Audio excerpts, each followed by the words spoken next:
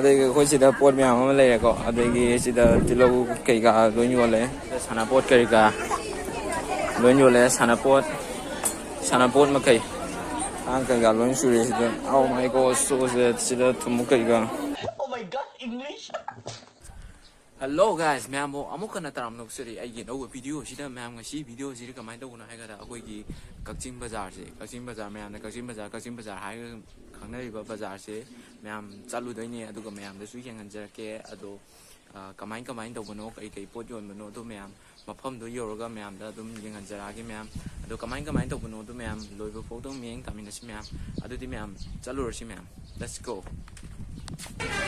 Hello guys, ma'am ai mafam ji yong je hoi ke Kakching Bazaar se ado Kakching Bazaar je yong je ma'am ai cycle ji ai da park tau jana thamjare asida park tau duna thamjare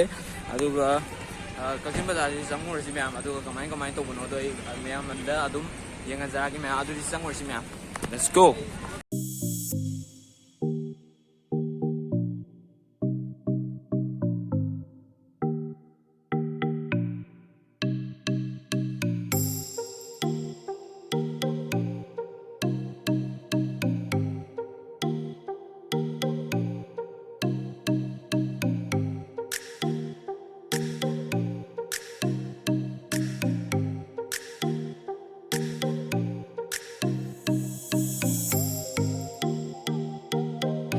Ma'am ai hojik changma hojare Kakching Bazaar manungda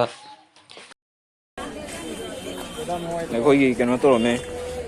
sida pot myam ama yole ko sana pot kari kara adagi sida keno yole asa pot sinju bura kari kara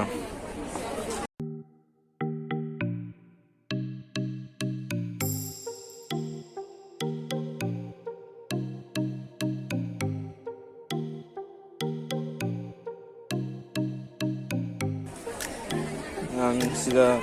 khoi sana myam ama yole ko dei sida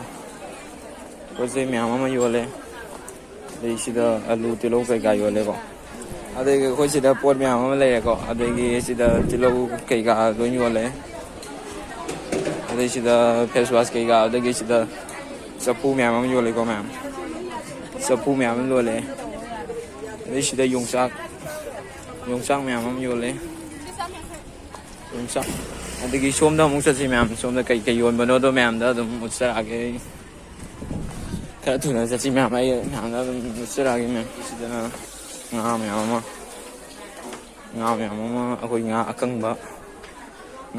loin shure ko sida loin yole adagi sid su pot ma'am ama yole adagi sida koli kari kara adai sida koi kano tilau sanam kari kara loin yole adagi sida morok yon bana sang usi ma'am sida morok ko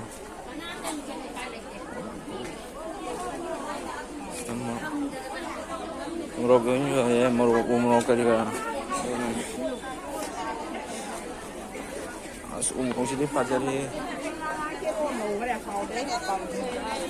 đây sida koi gi kano le ko cái thiên là bị các sinh gì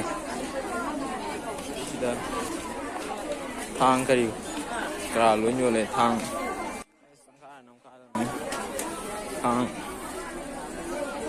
kai ga loin sure sida oh my god so sida oh my god English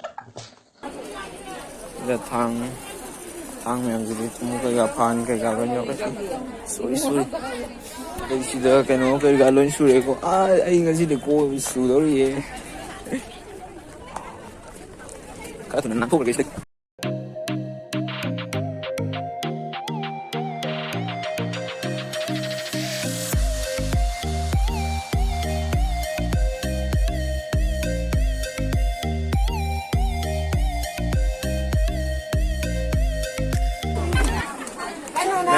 sida koi gi pot se myam am yole ko koi gi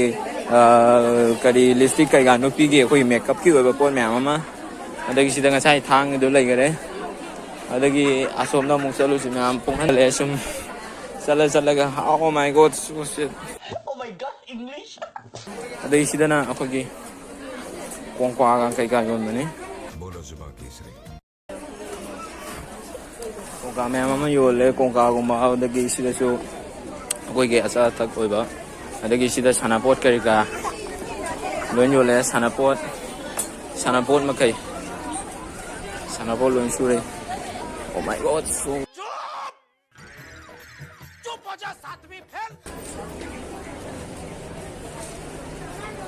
ꯁꯤꯗ ꯑꯩꯈꯣꯏꯒꯤ ꯍꯩꯒꯨꯝꯕ ꯃꯌꯥꯝ ꯑꯃ ꯌꯣꯜꯂꯦ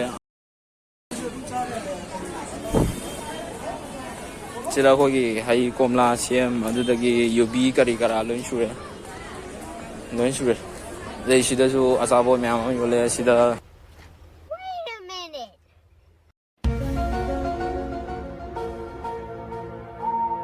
ꯄꯣꯠ ꯃꯌꯥꯝ ꯑꯃ ꯌꯣꯜꯂꯦ ꯌꯦꯡꯕꯤꯌꯨ ꯃꯌꯥꯝ ꯁꯤꯗ ꯑꯩꯈꯣꯏꯒꯤ ꯁꯦꯝ ꯀꯣꯝꯂꯥ ꯀꯔꯤ ꯀꯔꯥ ꯂꯣꯏ ꯁꯨꯔꯦ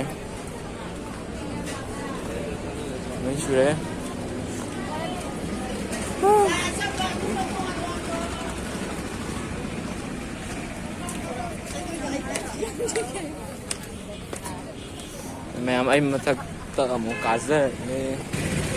hello guys ma'am ay mafam sida amo laksare ay ngasai sagan khamamga akogi irapot park haina khangnaraba mafam duda ay amo laksare ado ma'am ngasi gidi mata asida losinjarage aduna mathangi video do ina thengarsi ma'am mathangi video da hena phajaba video ama semba ngamba ojage ma'am ado ngasi gidi ma'am